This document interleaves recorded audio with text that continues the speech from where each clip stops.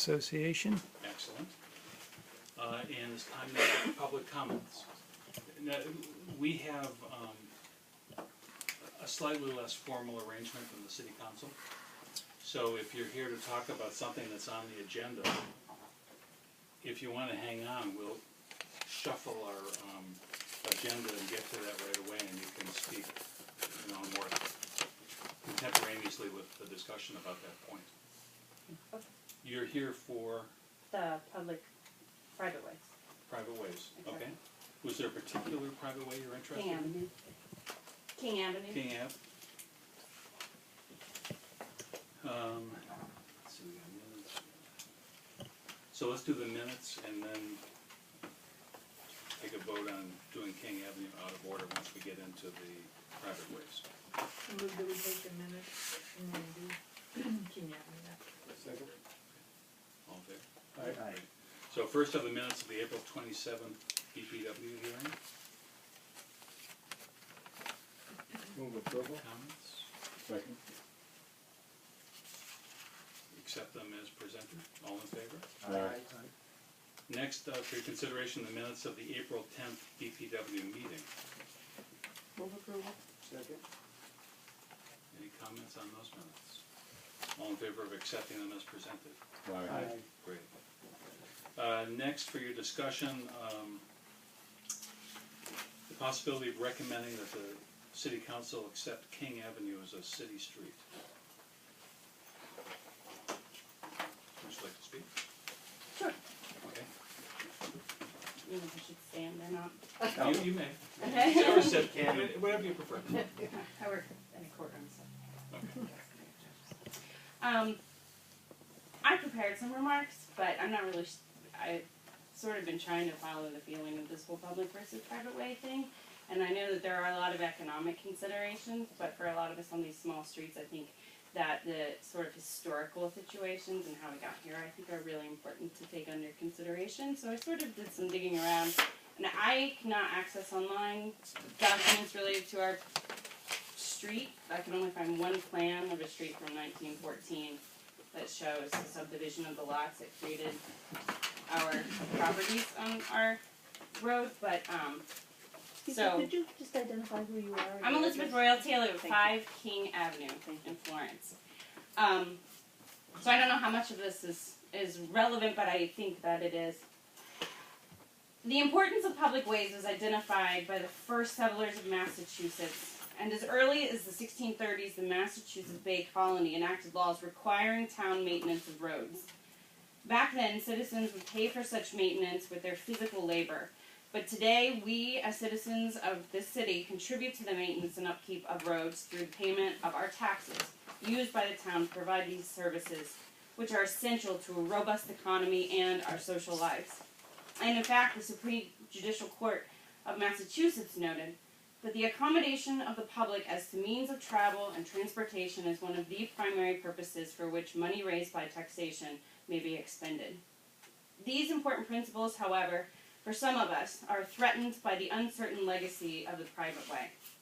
While some private ways were and still are created to be just that, private, with the intention of retaining control of the road and individual citizens, and service through organized homeowners associations, many so-called private ways are private not because the citizens and residents abutting the road necessarily intended them to be so, but because the early developers of the roadway did not comply with the statutory requirement of having the road accepted as public.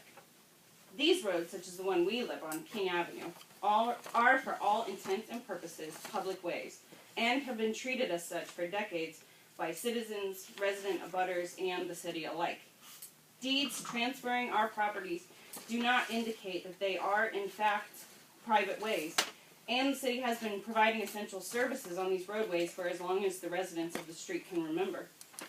It is only now, when the historical record is unearthed to reveal the failure of the original occupants of the area to secure a town vote to accept the road, are these services at possible risk of ceasing for residents who now occupy these properties.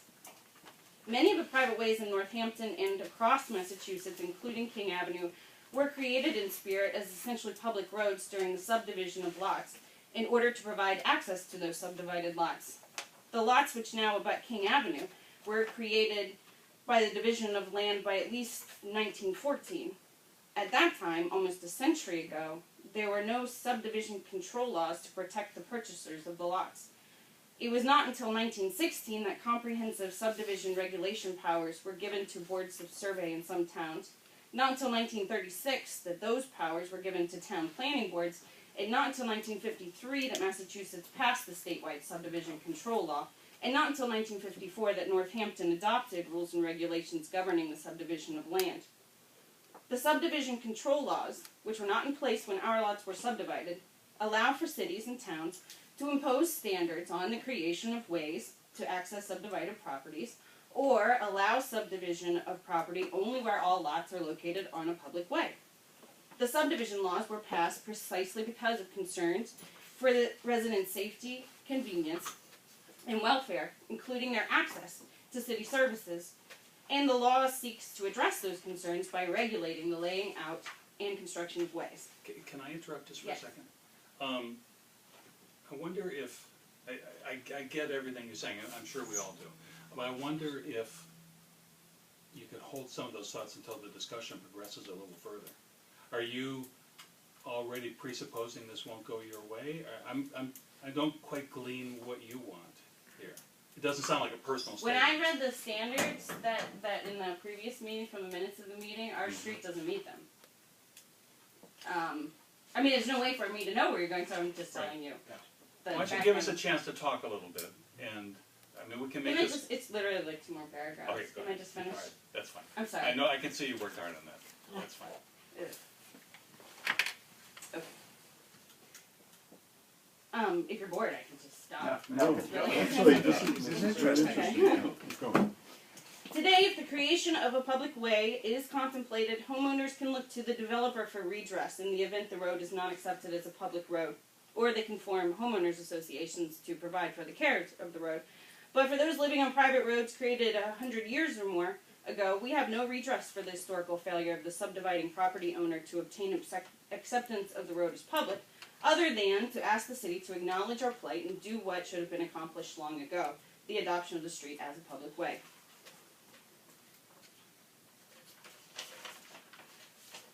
Massachusetts general laws, which prescribe the process that must be followed by Massachusetts towns in designating the road as public,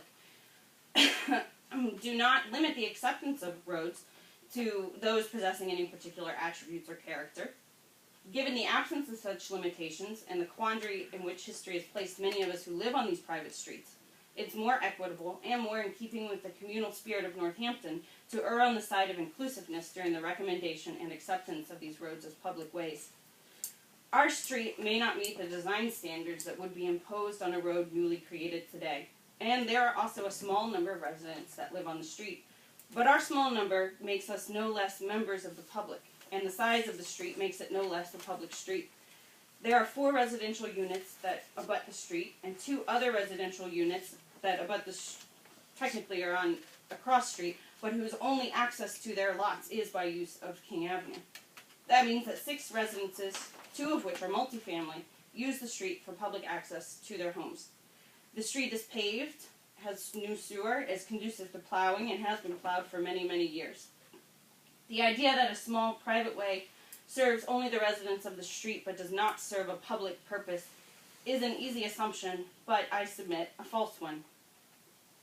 Even though the individuals on the street do benefit from continuation of city services such as plowing, those services are still provided for the public benefit, because without individuals there would be no public, and as taxpayers, members of our neighborhood, our community, and our city, the residents of King Avenue, like those on many small private ways, are the public too. That's it. Okay for now? Yeah, that's Yeah, it. okay. That's it. Okay, discussion about King Ave. I have a question for Ned. Do you know what the snowplow turning around situation might be at the street? I believe they plow all the way down and back out? So there's no turnaround? No, there's no Just turnaround. That's fairly common though. That's Well- my street, Columbus, you know, which, Right. I mean, Edgewood. yeah. David lives on the corner of Columbus, and Well, I don't know how they get out of Columbus. they, when they go down to Bruce and Nancy's house, they have to back out. Oh, just that end of it. Yeah. But, so it's true for almost every dead end, they wind up backing and forth. Another question for Ned. It was mentioned that the deeds for the properties don't acknowledge this private way status. Is that, They recognize a right of way. It's different in description, one deed's 12 feet, the other deed's 13 feet. But they all discuss a right of way, a right of way to get to their property? yes. Do we know the width of the pavement? I believe it's 12 feet. It says 12 to 15 here. 13. I didn't But do a you just measurement. said 12 I to think- 13. I don't know why we would go outside the right of way limits, but I can check our design plans if you want. So, first, I have to compliment you on your presentation. I thought that was the most eloquent presentation, well-researched one that we've heard. And as I mentioned during the public hearing, King Avenue, in my mind, falls right in the middle of the street as to whether or not it's public or private. And again, the guidelines that we are using aren't, they're only established by this board as guidelines for our use, and trying to establish some consistency as we look at all these different current private ways to decide which ones have enough attributes of a public way to become a public way. And as I look at this, and I struggle with it. I would guess I'd go so far as to say I'm embarrassed that the city built the street a few years ago. I don't think we should have, but we did. And I'm not sure that should affect our judgment. So I haven't factored that in. So as I look at this, and it's certainly up for discussion, I don't see that street qualifies as a public way. And the primary criteria is that it needs to accommodate two directions of traffic, but the pavement's not wide enough for two directions of traffic. And that sort of has been, in my mind, as I've looked at these, sort of a key criteria in determining whether or not a street is a public way. So, to get the discussion started. MJ then Chris. Oh, I also want us to remind ourselves that even though we're going through this exercise of evaluating each of the streets on our list, that there's still that momentum to put it on the ballot. With the joint committee has talked about the Right. city initiative that would enable us to continue to plow the private ways if it's approved with the ballot vote. Right? Right, I actually had a long conversation with one of the city councilors this week. I think most people hope that we'll keep working on this end also.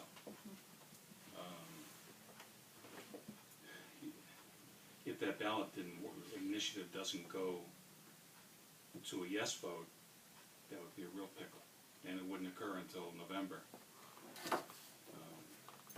But it's still on the table as a It's being proposal. discussed. They're bringing in the city solicitor now and kind of exploring it. The thing is that the statute doesn't allow a very nuanced question to be put on the ballot.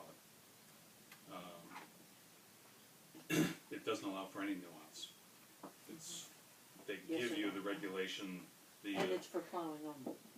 correct, but it's very broad. And would it suddenly mean that all private ways would get plowed? Could ones we don't now plow say, well, I'm in, this is great? It's not at all clear. So it's a murky process. It's not, I'm not sure that it is a solid way out of making the decisions. No, I still think that we need to be moving through our process, because if the ballot doesn't happen, we are,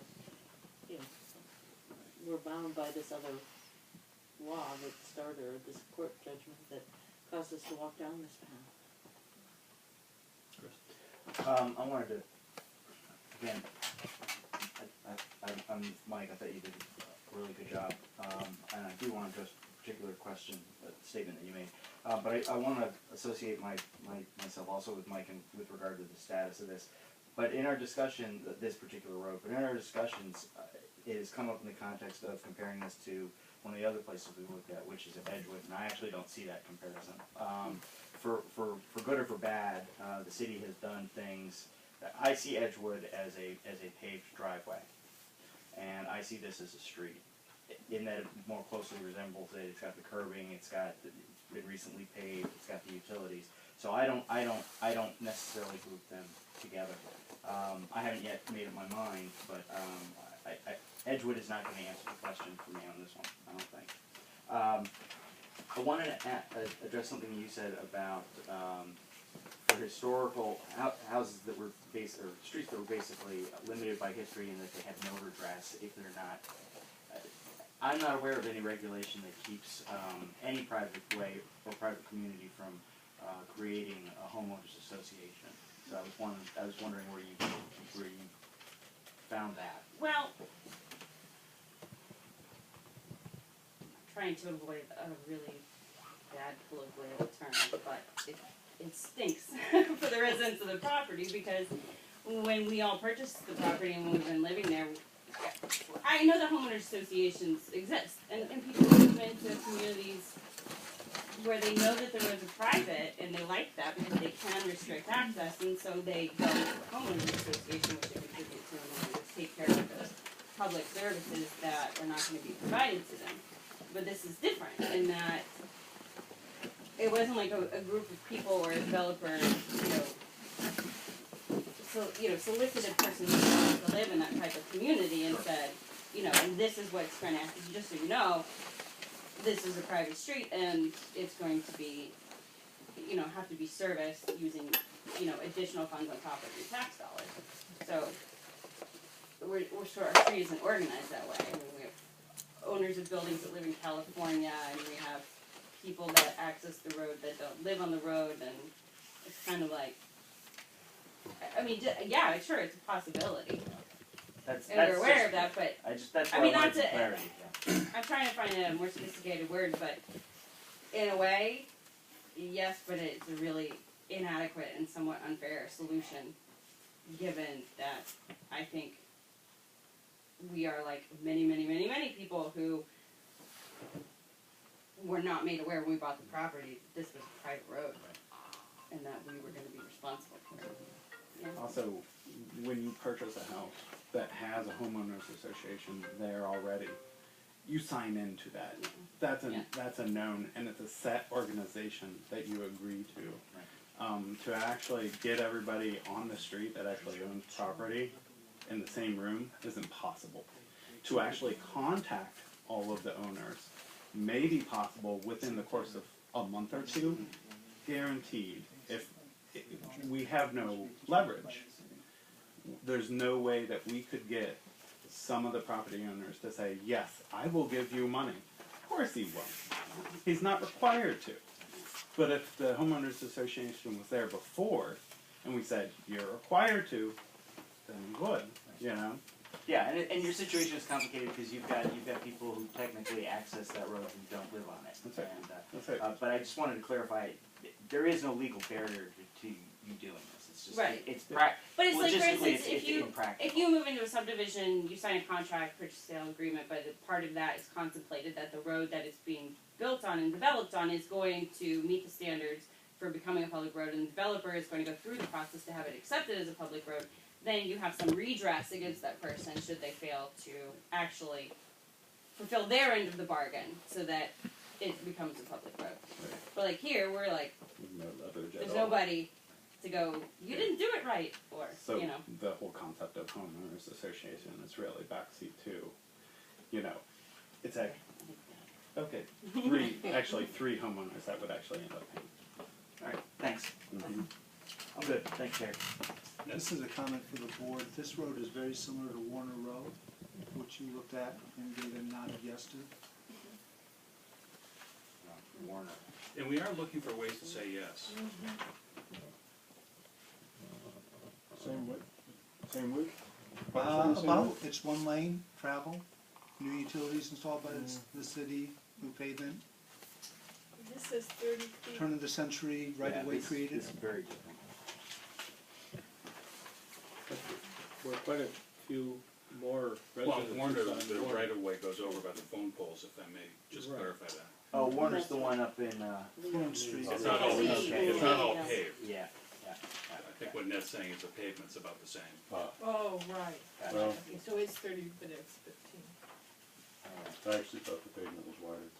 It's, but I don't. Perhaps. Perhaps, yeah. You may recall I wasn't there. Didn't recall that. Row ran the whole show. Admirable.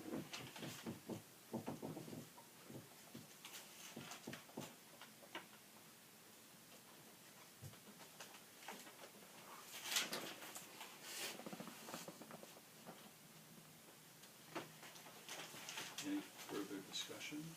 Chris, are you looking for something? I just wanted to see if I had my notes on Warner, but I'm not gonna worry about it. I think I remember it pretty well.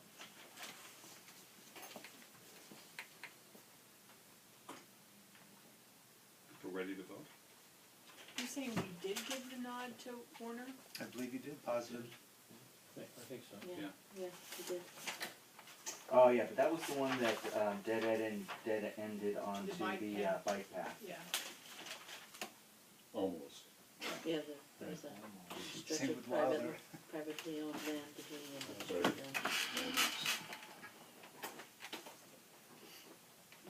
But there were more residences on Warner, Yeah, but I this don't says know the number. 5, but I think that there was more than that one, because, I think there might be 7 or 8 on Warner. yeah. 6 6. is what I counted. Houses or residents? 6 houses. Oh, but they're row houses. I mean, they're all, Actually, the count on the private way sheet says there's 5 homes on Warner Row, right. and there's 5 on King Avenue. Okay. Both of them are wrong. Is there a motion on the table? I don't think we have a motion. I would welcome a motion.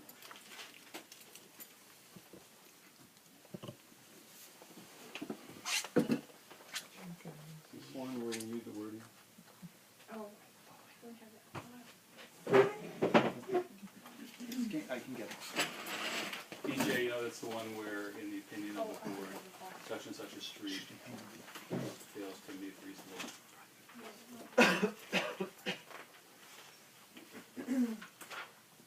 He has his up, if he doesn't know. I just have to find it.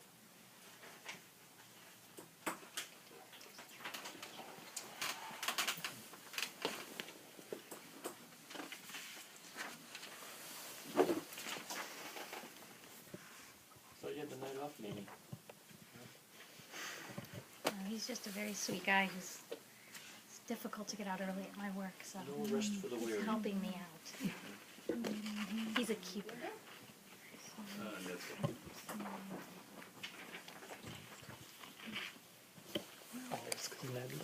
it. Mike, are you in fact looking for that word?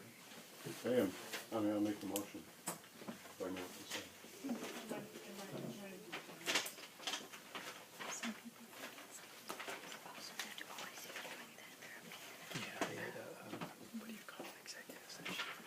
Oh.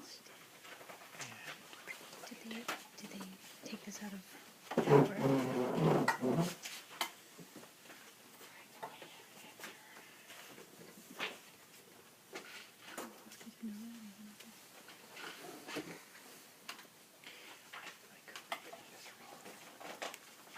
I got it. Alright, the BPW has I'm not sure. You want me to do it? a wall. Sure. Got it started. I'm surprised they. I guess we. The Board of Public Works has evaluated King Avenue, and we feel that this private way does not meet reasonable standards to become an accepted city street. In light of this finding, we hereby direct the DPW to cease snow and ice removal on this roadway. As of FY 14. Right. Well, And then FY we 15. look it down the road. Assuming that there will be no more snow ice removal this Right. fiscal year, we're okay. Yeah, I it's think. FY 14. Right. This is 13, Right, so but, it'll be 14. yeah, Right. starting in July. Yeah. I will second that. Further discussion?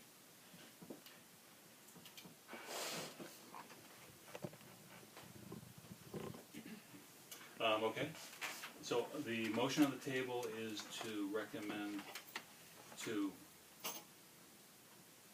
say that in our opinion, the King Avenue does not meet reasonable standards to become a city street. So a yes vote would stop plowing for next year, and it would go to the city council for presumably no action. All in favor of that motion? Aye. Anyone opposed to that motion? Nay. So 2 opposed. Okay.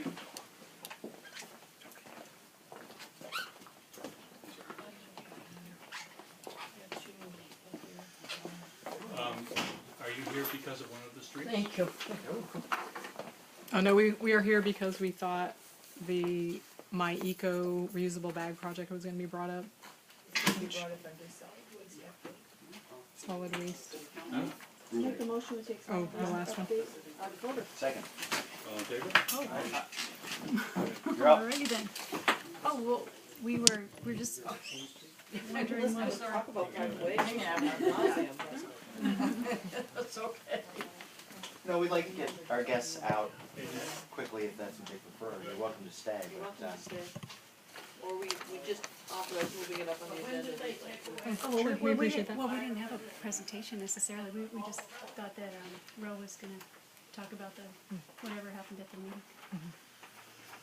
Go prepared to do this. She playing word with friends? No, she is. She doesn't have time for that. Oh, I'm good for the chair. No, I asked, 2 weeks ago, I did not bring this up because when I left the reuse meeting, I felt I was very comfortable. What had happened at the reuse meeting is that, a company called, My Echo had, and jump in here if I get any of my things wrong, had come in to make a presentation to, the reuse committee. And I'm just gonna quote from her because I wanted to get it right. My Echo is an interactive reusable shopping bag system that decreases the use of single-use plastic and paper bags at checkout by connecting the consumer's reuse action with a reward for their school or nonprofit. Scanning a personal barcode allows the retailer and the shopper to track reuse and watch how many bags have been diverted from the landfill. So the business that she has started is a way to try to encourage people to not use plastic bags and to use these this system of paper bags that all fit together really well. And at the meeting, I had suggested that it was really not the proper venue to bring it up because the issues involved with plastic bags are something that it is an issue. Of course, we want to reduce plastic bags, but using a public entity to introduce this particular process I didn't think was appropriate. And I had suggested that I thought the idea was good, and I thought it was a great opportunity to try and reduce the use of plastic bags. But the portal for the company would be through the nonprofit that would benefit from this. So to me, that was the appropriate way to do it. So that's why I didn't bring it up. So I'm putting it on the agenda today, just to in full disclosure. So it's it's an informational presentation? It's an informational presentation. Aha, okay. Yep. So perhaps, the next step is we'd like them to, Yeah, they might have something Yeah. to say. Oh, geez. Oh, sure.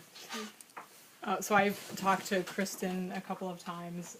So Kristen's the Kristen's When owner Kristen of Brown- the My Eco Yeah. company. So when she came in, initially it was, Karen McQuillan had been talking to her, and it's my understanding that Karen had suggested that the mayor could potentially endorse this project, and Kristen thinking, well, the endorsement from the mayor would certainly help her to go and talk to the retailers and say, well, the mayor is supporting this project, we think you should jump on board.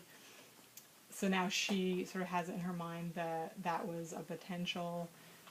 Now, Karen wasn't able to follow through with the mayor. I've since written an email to the mayor's office asking if that would be a possibility. Since then, I've heard that that's not really, a city cannot endorse a specific company, which I can appreciate, but we're wondering if the mayor may be able to, instead of an out-and-out endorsement, perhaps say that the mayor's office supports the idea of using, people using reusable bags, because that's going to reduce the single-use plastic bag at the grocery store use. And if not, another possibility would be, because Alicia knows of city officials who could help this project along by working with Kristen, so at the very least, can the mayor's office encourage the networking and working with Kristen to support this project in the city of Northampton. She's suggesting Northampton as a pilot city, so Northampton would gain the benefit of being the first city in America to do this project. So that's certainly going to bring potential accolades and notoriety to the city. Do you have anything there? So I guess I agree with Ro that the nonprofits were really the way to go, and I love the so this is again not a board thing, so I'm a little bit shy to talk about that, but I think that Terry Masterson at Economic Development and the Chamber and the bid would be wonderful ways, and if I know that, or at least it seems as though the mayor's seriously considering it for the schools. So if the schools could benefit, that'd be great too. But mostly just perhaps if the mayor heard that the board was excited about having a mayoral declaration of, or enthusiasm for reusable bags, or something as bland as that, couldn't hurt. That's all. Thank you. Jim? Well, I just wanted to say briefly that I did talk to Ro about this, and I went on the website to try to educate myself a little bit about it, and I think I agree with all her comments 100%, that it seems like if there's an initiative related to this particular company and this particular bag system, that coming through the nonprofits is a way of raising funds and advancing the discussion for that program in that way seemed to be the most appropriate from my perspective, other than, Ro's comments about, we're trying to get away from using plastic bags and things clearly is something that, we would support as a department, but sort of endorsing that company in that way seemed like it should come from the nonprofits more than from the board.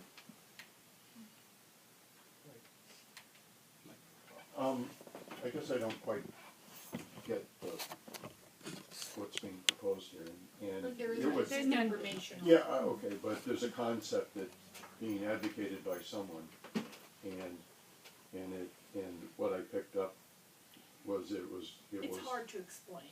good, because it's hard to understand. No, that's why I asked her. I didn't have her specific for her element. And then I'm not sure, when we talk about nonprofits advancing the concept, who are we talking about? What Like nonprofit? schools or churches or whomever. Anybody who wants And- to be Could- free. Could I And how would a nonprofit could I jump in? benefit? No, I'll Please. Oh, okay. So the way the as a person that uses this system, they get a barcode. And the barcode, when they go, if there are merchants that also agree with this, they go to the merchant, they use their bags instead of a plastic bag that the merchant has, and then that allows them to give the 2 cents to the nonprofit that would benefit from the fact that they're not using the store's investment in plastic bags, and instead that investment would go to the nonprofit that's endorsing So this. it's Big E's in East Hampton they give you a slip that's worth a nickel. And there are 4 boxes of nonprofit groups and you Right, stuff your, exactly. and this is a more sophisticated way of getting your nickel to the right Right. people. And involves buying these very clever assortment of bags that fold into each other, one for liquor, one for Just one? Just one? It's a big one bag. for It's got wheels. no, it's too size and help me out here. And Well, and you know, there's a groceries. freezer, but no, there's a freezer, you know, so there's a one for your most frequent needs. Yes.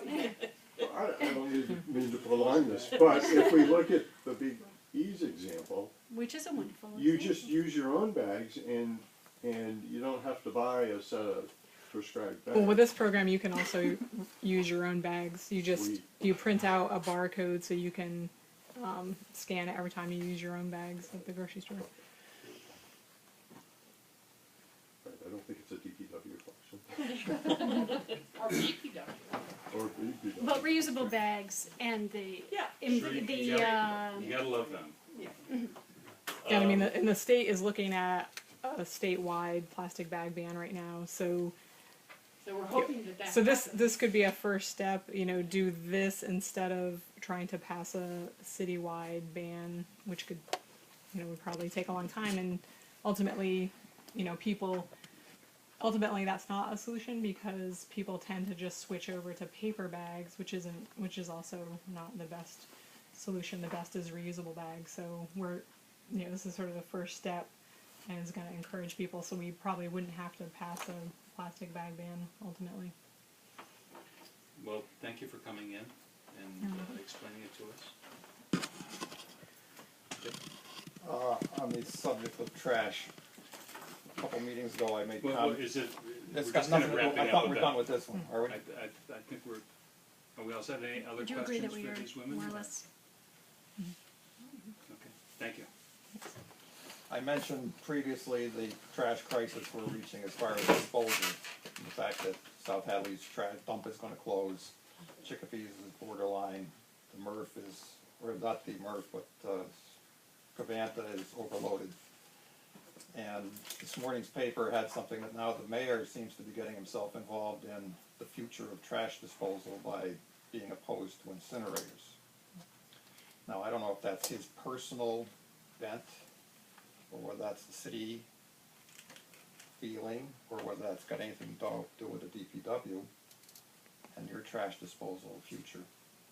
But I'm just wondering, what's the priorities here? Who's making the call on what? Jim? Well, I guess, to my knowledge, the mayor didn't contact us about our opinions about the state's master Certainly plan. didn't ask me. And should he be informed that you are concerned about that in any way? Or are you concerned about that in any way as removing an option off the table for future trash disposal? Incineration is currently banned in the state, is it not? Existing facilities maybe. But there is, well, they're now talking about the state approving a new incinerator somewhere. All right, and he's automatically going into opposition mode.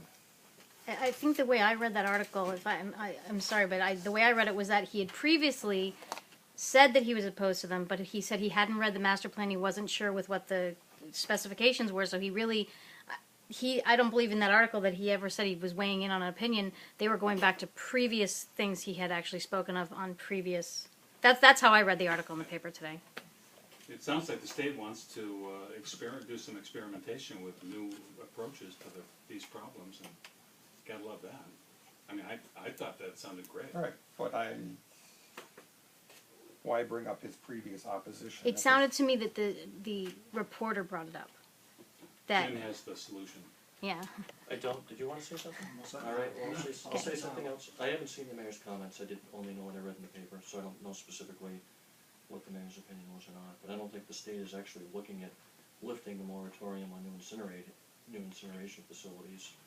I think they're looking at a way to open up the door to new and innovative ways, different. Sounds like we'd like to see some pilot study. Yes, that's what it is, and, I think that's probably what they're trying to do is to look at new technologies that may be out there, might solve part of the problem. But I think sort of redirect ourselves around to answering Mr. Bisman's question.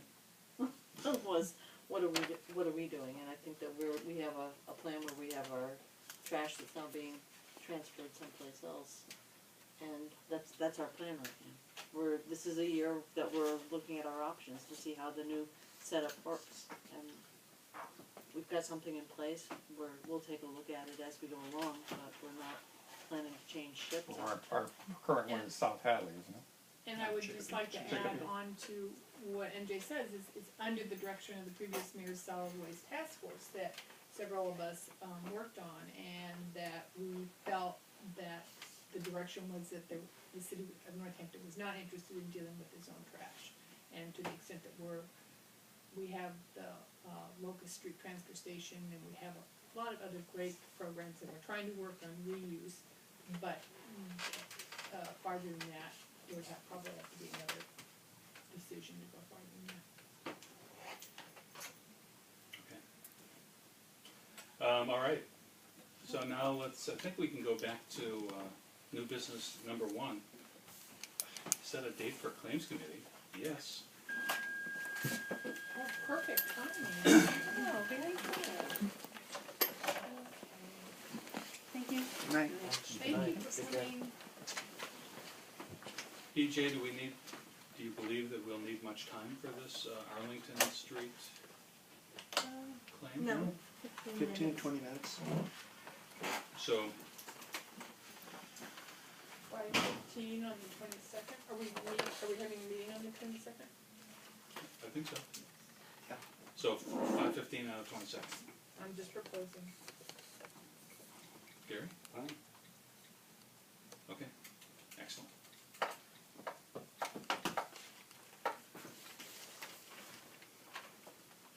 Okay. Check. Next, removal of discussion of removal of city shade trees at 74 Liberty Street. I sent around by email, but in case you didn't get one, I have hard copies here. Some information I got from Ned and from my colleague Jay on the committee with regard to the legal responses to what appears to have been the inappropriate removal of publicly shade tree stationed on public lands by a private individual. I guess there's a lot of uncertainty in my mind about whose obligation it is to do what, but it appears, based on the information that Jay sent me, that the Northampton statute invests the Board of Public Works with the authority to see this through. So I think for me, and a couple of you asked me, Dave actually asked me, if we've been in contact with the property holder. We haven't, just mainly because we don't know what to tell them. I think the sense of the tree committee and some private citizens that I've spoken to is that this is an inappropriate behavior that requires some form of response. The question then is, what legal avenues do we have? So I think what I would like to do is prepare a draft inquiry, which I would forward either from the tree committee or from this committee to the city's attorney to get their impression about what avenues we have available to us as the next step. There are state statutes, there are local statutes. There's a discussion, a question about the inch-per-inch diameter of that. My understanding on that is, this goes back to our two edge, and we should talk about, if you want to, our other best friend, our two fairway, which that has to do with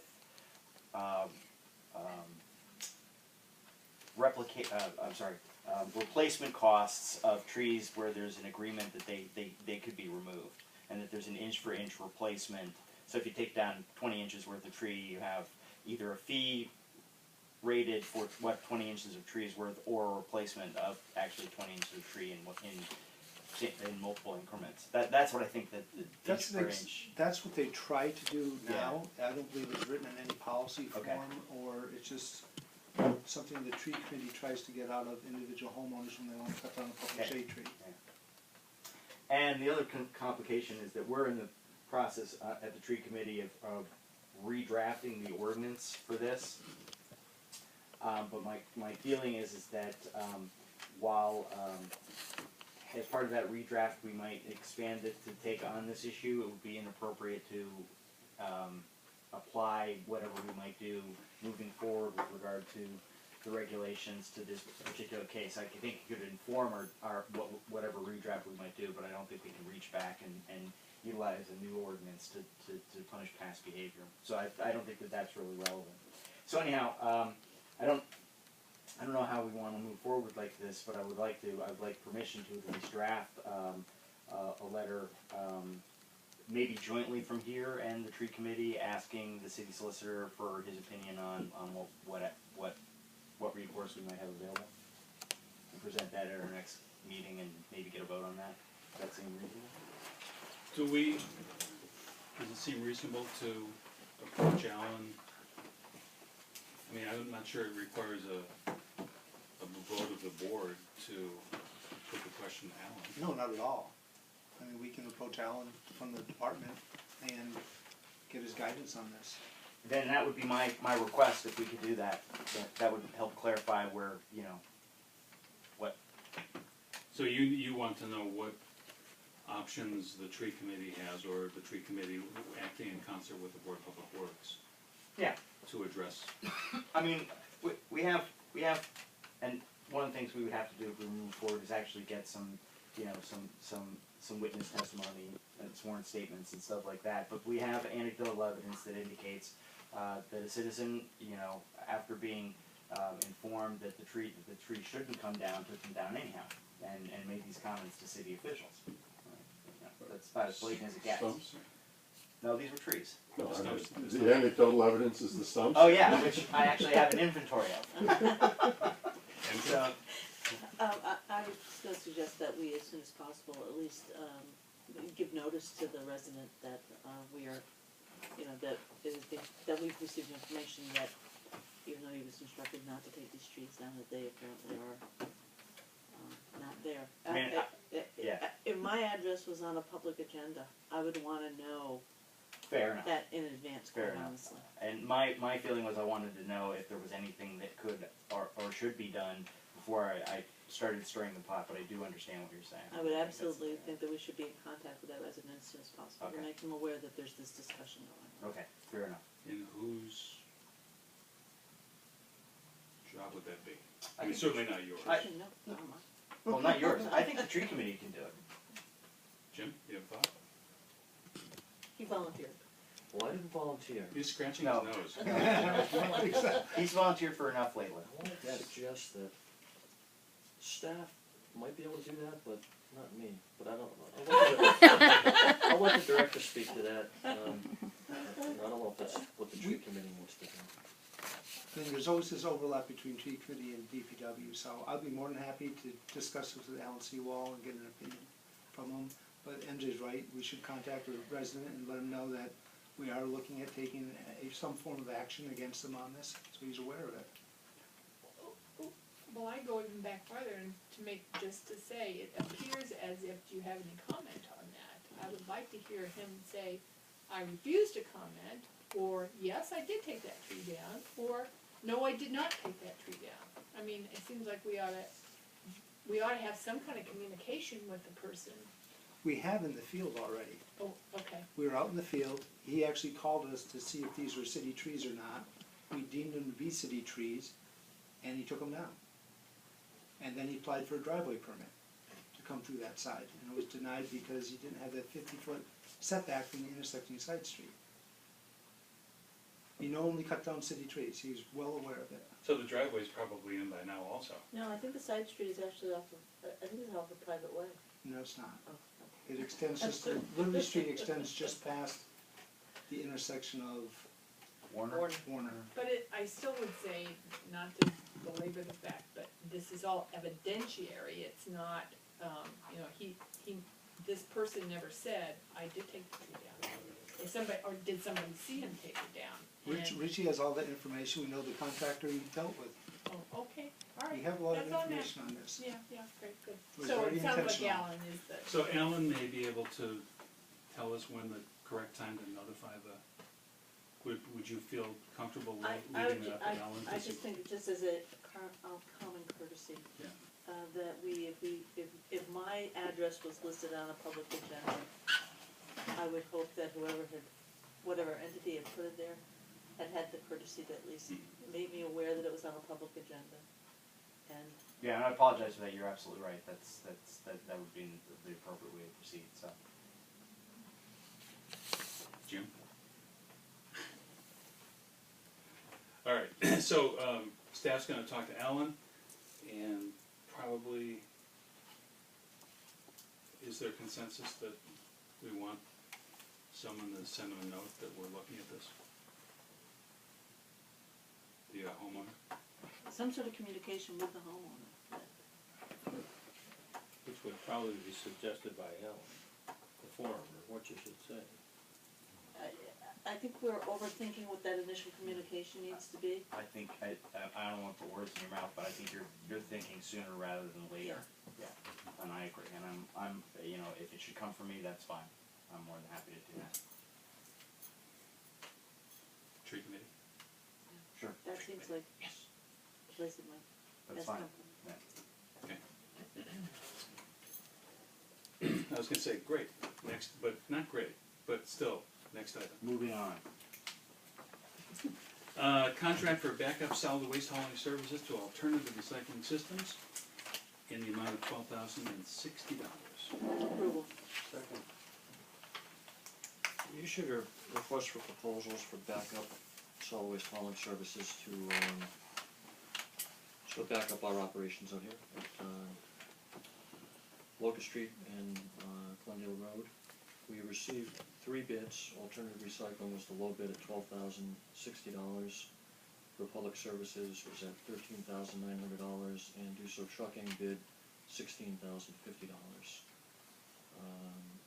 So this is sort of an on-call type of contract. If we have a problem with a truck or some other issue and we need someone to do some hauling for us, we call Alternative Recycling and they come out and do the job. Terry? Mike? Do they receive any payments if they don't do any work? Do they receive a payment for being available? They do not. Okay. All right. So do we have a motion to accept this? Yeah. Yes, there's. Any further discussion about this contract? I have one question. So Yes, this is a one-year contract? Or is this a number of hauls contract? What's the dollar amount based on? The dollar number is based on a certain number of hauls, so it's based on hauling waste from here to Chicopee landfill, recyclables from here to Springfield MRF, metals from here to Greenfield, etc. So we identified what the routes were and the destinations, and we estimated the annual number of hauls, so it's a per haul bid. So, And it's good for how long? this is a one-year contract, I think with 2 one-year renewals possible. So all in favor of approving the contract for backup solid waste hauling? All right. Great. Change order number 1 to contract 154-12 for the leachate plant decommissioning to Wright Pierce in the amount of $5,900. Move approval.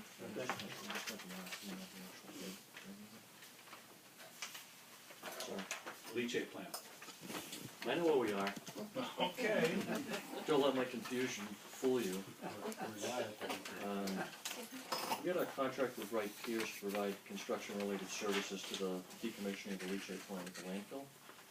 And we had received a request from them in March to partially cover an overrun that they had. So they had a time and expense contract to assist us with bidding, construction administration type services, shop drawing review, assistance with change order requests and things like that. So the budget for the original contract was $106,611. and they said that they spent $117,285 on the job.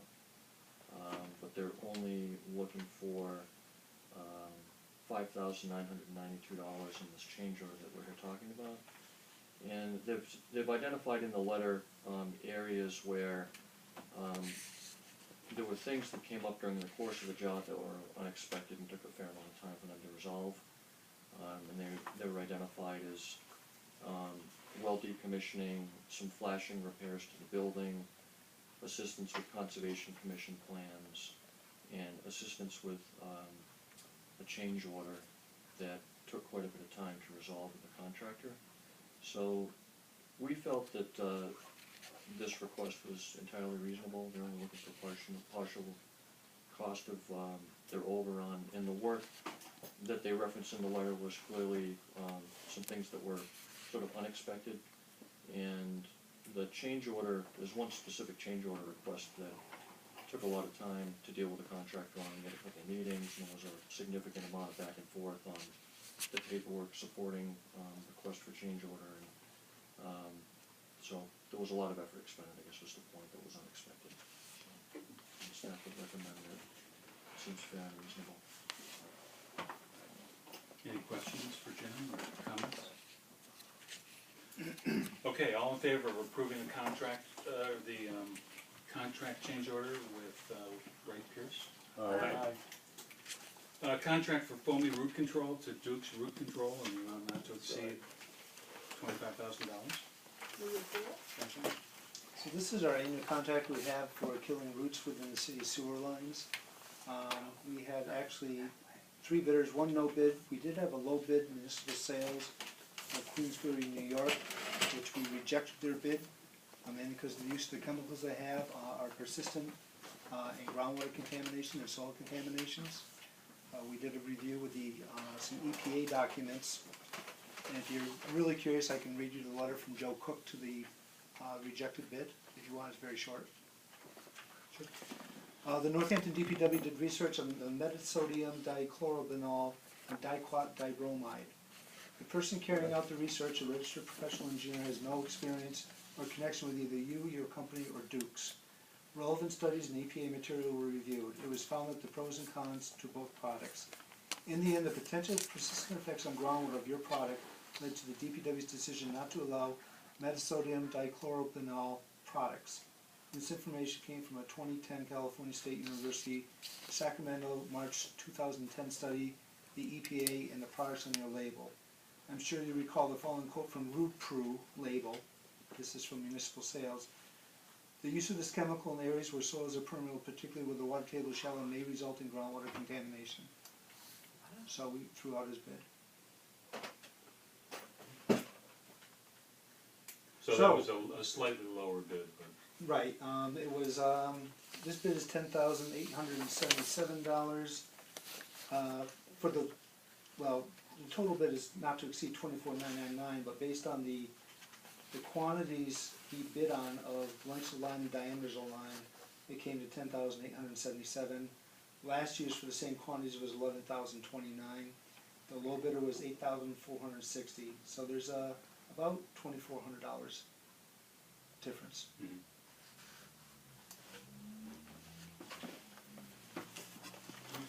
Any further questions about this? All in favor of approving the contract for foamy root control to Dukes? Aye. Channel improvements at the Roberts Meadow Brook and the hazard mitigation grant. We've been informed by MEMA that we will be receiving paperwork for 2 of our FEMA mitigation grants that we applied for 2 years ago. One is the River Road retaining wall project, and the other one is the slope stabilization at Roberts Meadow Brook, which is just below Mazzani Beach. That property is owned by the city water department, or underneath the jurisdiction of the water commissioners. Part of the requirements of this, it's a 75% reimbursement grant. So we have to do all the work, and they reimburse us as we incur our expenses, including engineering, permitting, construction related. What's come up is how we're going to come up with the 25%. The mayor would like the water enterprise fund to pick up the 25%, of this project because it is water enterprise land. I wanted to make sure that you were aware of that and have your blessings on that. If this continues to erode away, we'll probably lose our roadway, we'll probably lose some other infrastructure. There's a bridge immediately downgrading of this on Reservoir Road, and there's water and sewer in the streets also, and drainage. What would be the alternative if we didn't use that fund? If we didn't use that fund, we'd have to rely on general funds to do the work, and the mayor said it would come from our capital improvement plan for vehicle replacement.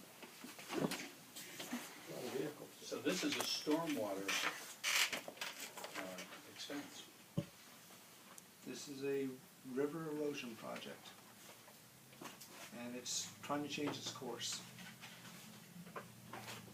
So whether it was owned by the water department or not, the failure or the breaching of this river, stream, whatever, or further erosion is loss of city streets and other utilities, potentially maybe private property, possibly, and who knows what. That's where it's headed to right now, is private property to start. And this river was there before the reservoirs were built.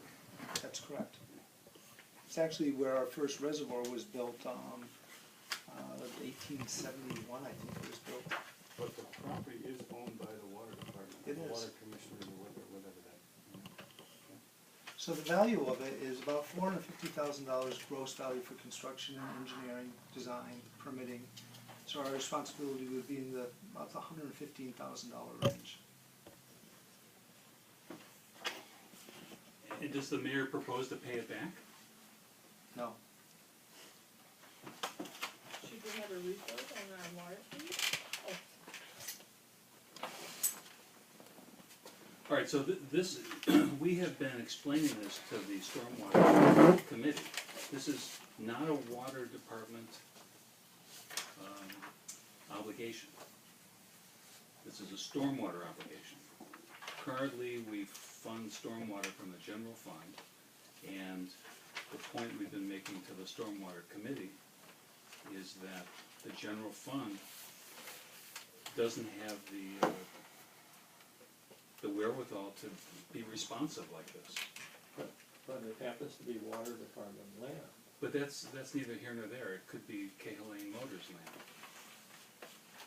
There's a river that's wandering a little out of control. And Cahalan wouldn't be responsible for what happened on their land? Jim, help me out here. Well, I guess, I'm not gonna answer that question, but I did wanna say something that was a little bit analogous. We had presented information, a couple of months ago about, a phase 2 study that was done for the New Sandy Beach Dam.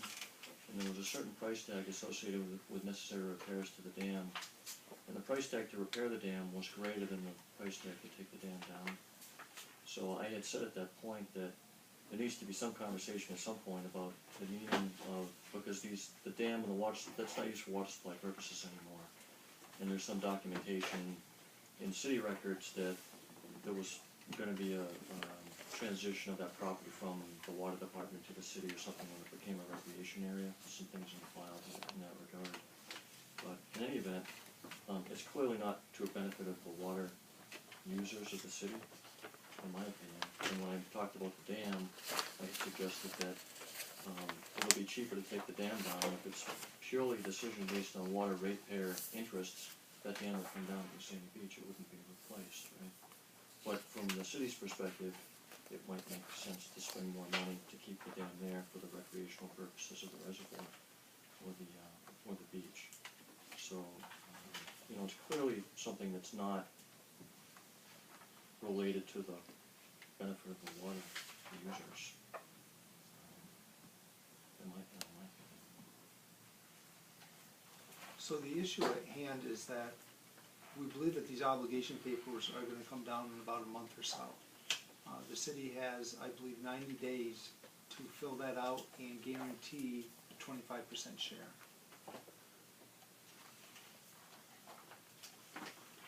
And during that time, stormwater, we might know more about the evolution of the stormwater plan. Won't be And how time. that's gonna solve it. It's not gonna be resolved by then. He said within 90 days? So 90 days. But it's 90 days in the paperwork.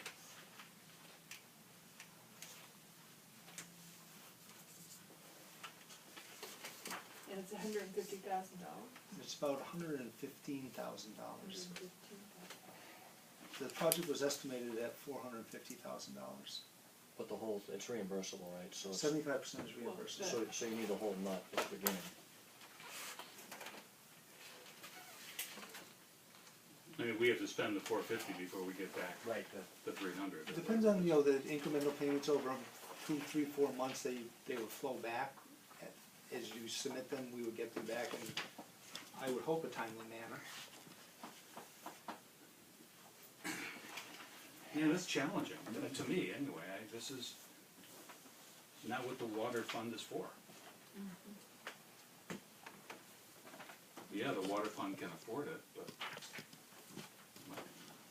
Oh, I agree, it's challenging. I think there's an argument that the property owner has an obligation to take care of it. And if it were a stream feeding a reservoir, I don't think we'd have second thought, a reservoir that we use, I don't think we'd have second thoughts about it. And we wouldn't look to other resources in the city to fix it. In this case, we're not using it, and so maybe it shouldn't be water department property if we're not using it. But that's too bad, that's behind us, But if we had disposed of property that we weren't using, then we wouldn't be facing this issue. So I can see an argument for using, water department funds. Yeah, that's the way I see it, and if you own property, you have hidden liabilities that might come out of the sky and strike you someday, and you have to respond as a property owner. Jim has a comment. It's just a little gray to me. I don't have the information here in front of me, but there was a clear direction to take this property from the water department and give it to the city when it became a recreational area. So, if that makes it any grayer for you. Did we do that?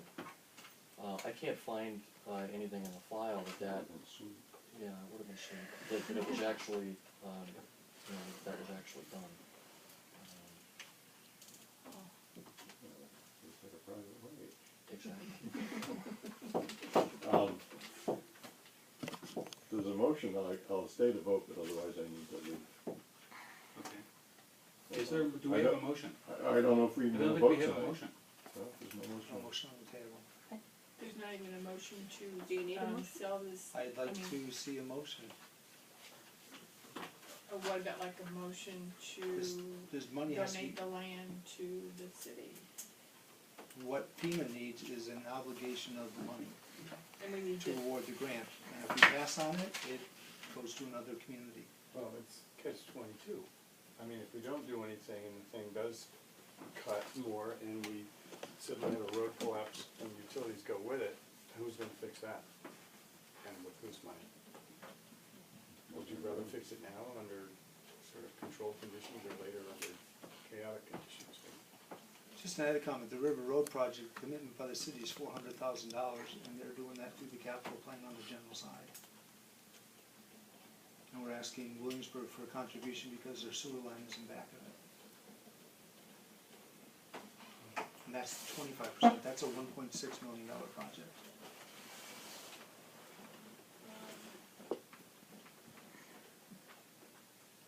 And thank you. I'm not sure that, Can it wait till the next meeting? he said no. I can wait till the next meeting. See you. okay. I wish I'd done that earlier. Thank you, Mike. Good night, everyone. Like I said, we haven't seen the obligation paperwork yet, but it's forthcoming, they said, within the next month or so. And how would you make the case that this is so different from River Road? River Road is city layout, city land, county commissioners, it was actually county commissioner roadway. It's a city layout. And this is water department land.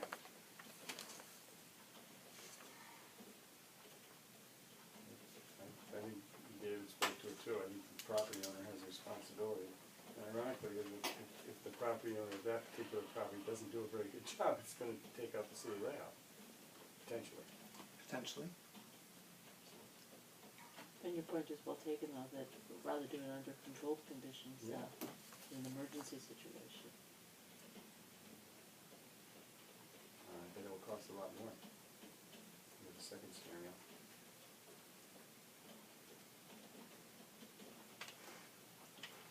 This is the picture I've been showing of the White House. Yep.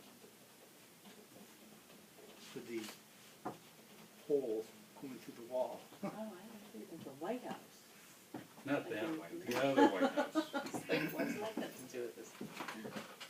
So we promised Mike we would, wait for him to vote, so I make a motion that we table this until the next meeting. Second. Second, all in favor? Great, thanks. All right, and now we're back to the good stuff. First up is a discussion on possibly recommending street acceptance for Edgewood Terrace.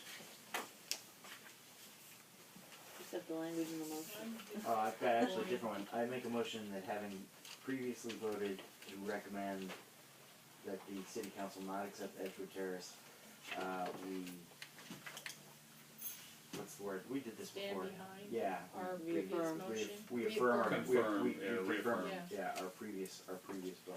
I'll second that. I'm not texting, I'm actually looking at my map to remind myself which one is Edgewood Terrace. Opposite South Street. Street. Got it. The one with the It's tree. big Yep, got it.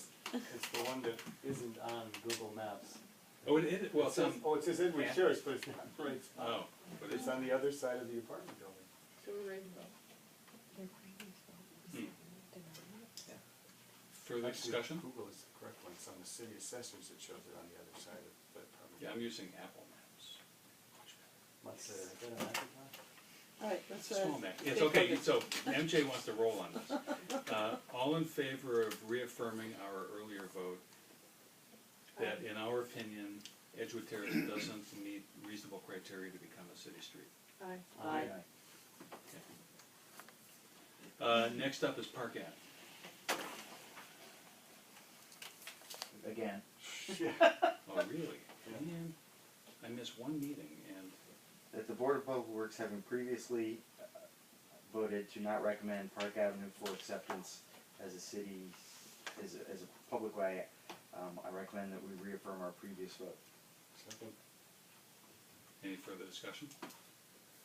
So, a yes vote is to reaffirm our earlier negative vote. All in favor? Aye. Graves Avenue. Alright, which one is this? Off of Market Street, It's just one end of it, right? that last, Oh, right, 80 right, feet? right. I'm ready on that one. Yeah. The BPW has evaluated Graves Avenue, and we feel that this private way could be a successful candidate for formal acceptance as a public city street. Therefore, we encourage residents of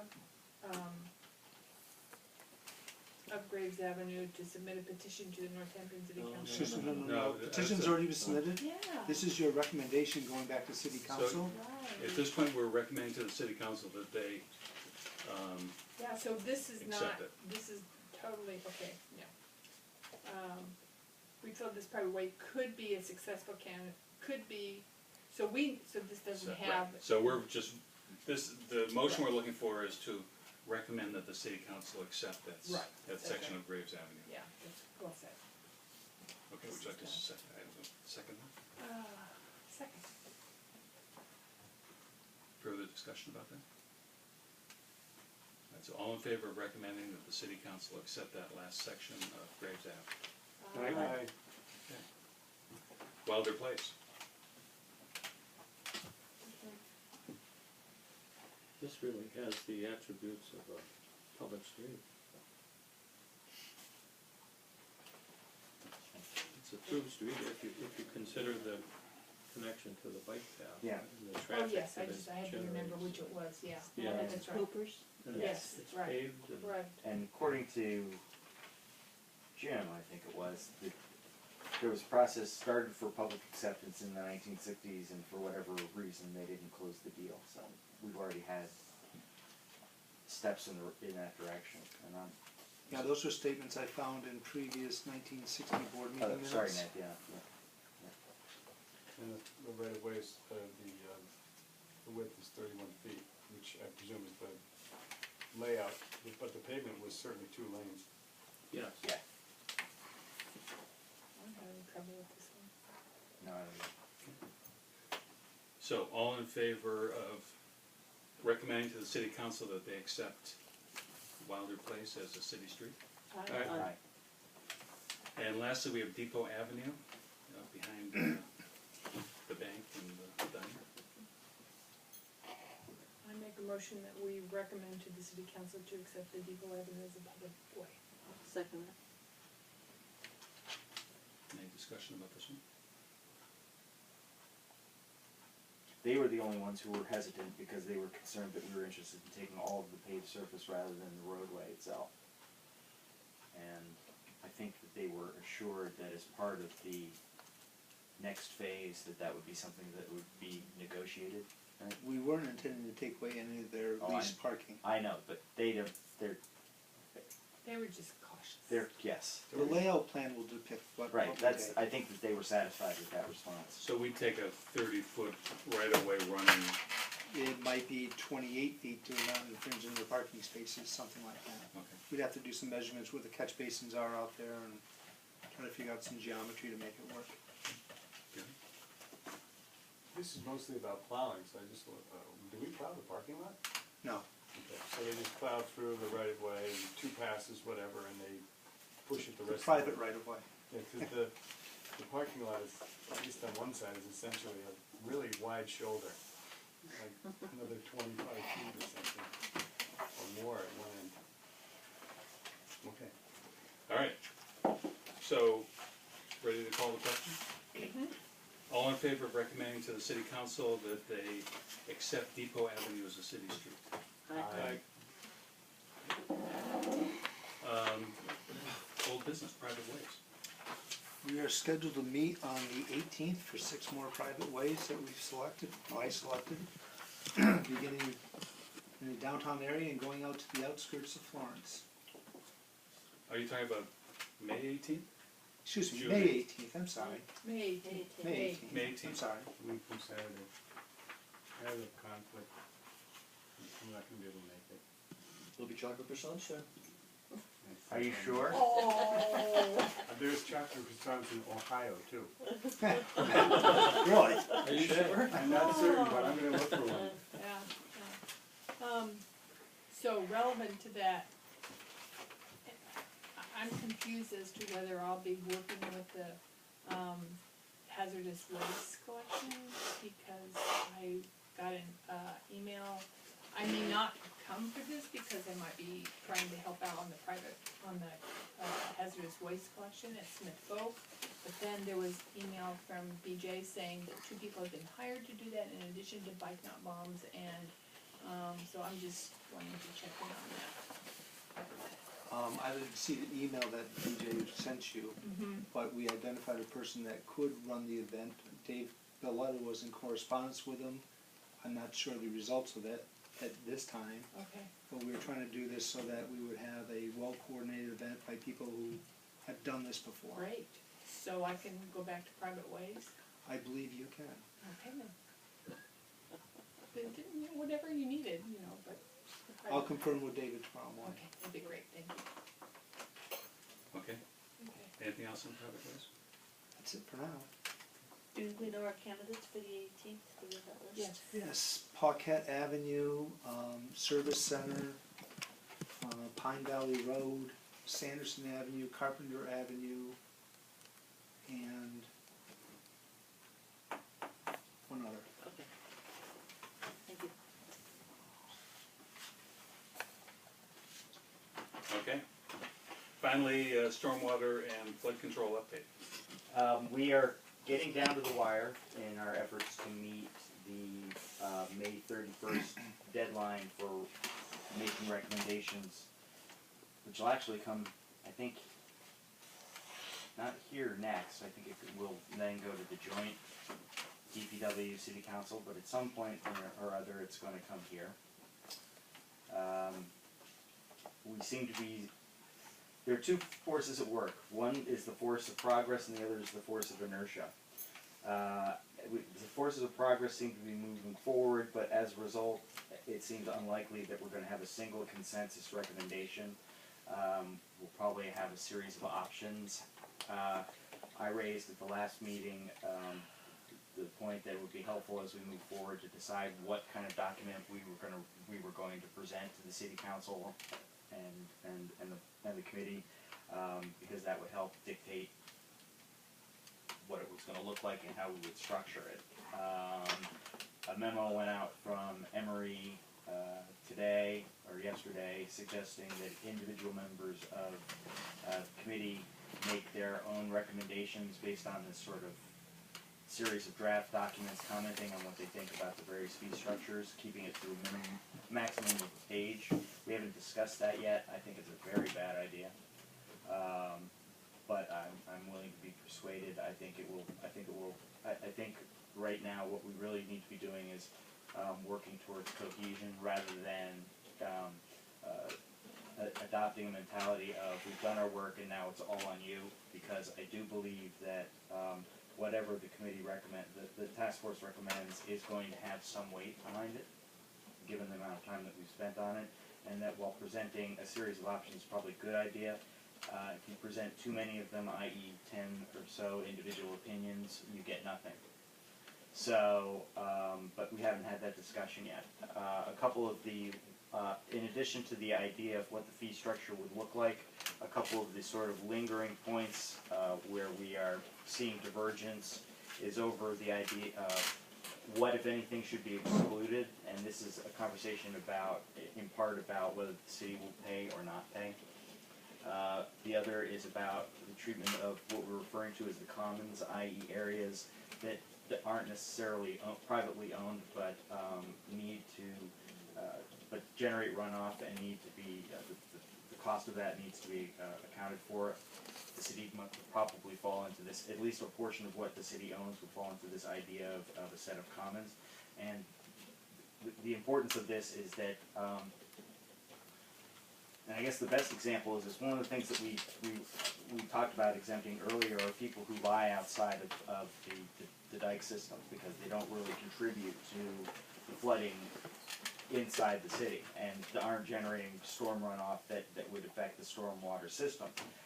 And I actually sort of, I thought that was an intriguing idea, but the point is that there are also residents of Northampton, that there are common areas of the city from whom everybody reaps benefit, and that even if you're not contributing to the stormwater problem, you should probably be contributing to the stormwater solution. So the commons issue is one where we're still having some, I'm sure we're going to continue to have more discussion. And then there are the concept of caps, and capping the total amount that individual payers might make, capping annual increases in rates, capping the total amount raised, and capping total expenditures in a given year. These are ideas that are just on the table, and they haven't really been fleshed out. I happen to think some of them are poor on the surface, but I certainly am willing to entertain the views of my colleagues on the task force about them. But I think there's this understanding, particularly in early years, that as we institute this thing, we might want to cap the amount of money people are required to pay as they get used to the idea, and that the cap might be phased out over a period of time as we have a better understanding of how much money we need in the annual operating budget and how much we want to bank towards projects in the future. Any other comments from my other colleagues who join me?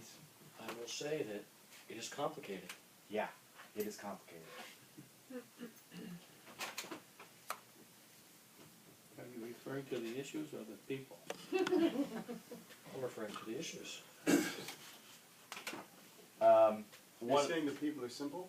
I'm saying that, I'll say that, you know, this group is meeting every week. I mean, they're putting a good faith effort into working on a thing, and it's very complicated. They don't have a lot of time. It's fun to watch them work. I mean, I think they're putting a good effort in, and it's a lot of work to get done in not much time. And the deeper that you dig into the problem, the more you realize how complicated it is. Although I think that's what Chris is saying. Yeah. Although part of the work that I've been doing sort of on the side is looking at this idea of credits and incentives, and the Newton City of Newton's philosophy is it's elegant in its simplicity.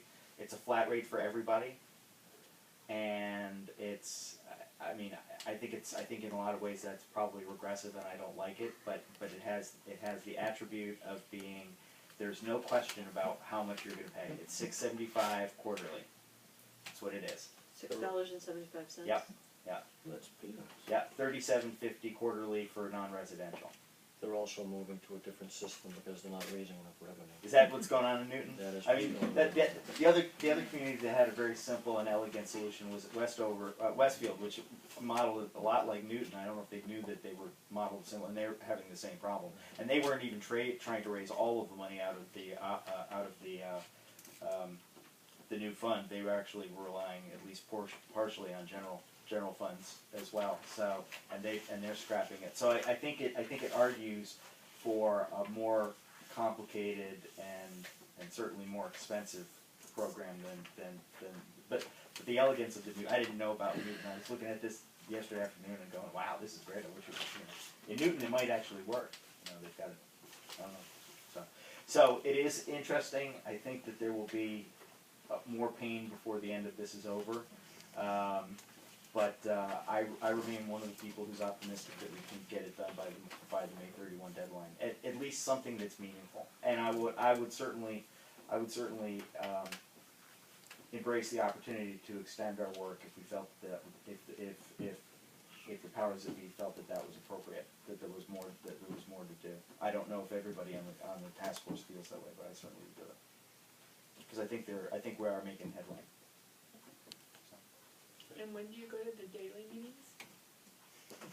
Daily meetings? Yeah, right. I'm going to daily.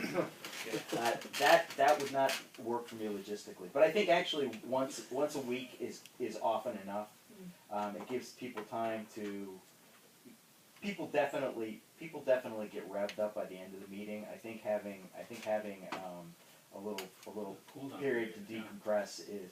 I mean, I got my first piece of fan mail electronically the other day, and Positive or no? I don't know, not that kind of fan. Wasn't directed at me personally, but it has to do. It speaks to the complication of the issues that are out there, and it is raising, I think, really legitimate questions about role of government and burdens on citizens of Northampton and how to spread them around. So, it reminds me how lucky I am not to worry about that extra $100 a year kind of thing, because I think there are people who are really touched by that. That's a good point. So. Okay, thanks. Yep. Gary, any other thoughts? Any thoughts? None that I can share. Okay, good. Very good of you to not share. Thanks, Fred. Chris, anything else? Nope, I'm good, thank you. I'm all set, thank you.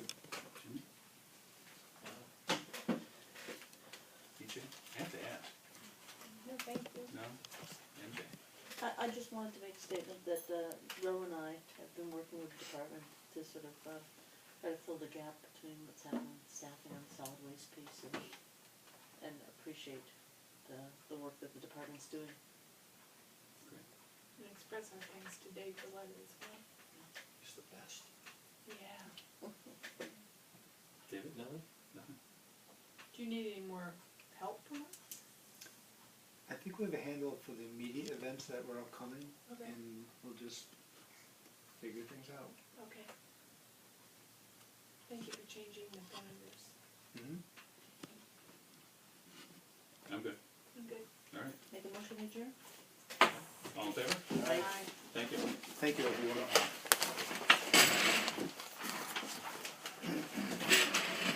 I didn't think of this when it was my turn, but I don't think everybody's aware that Laura Hanson, our traffic engineer, gave her notice.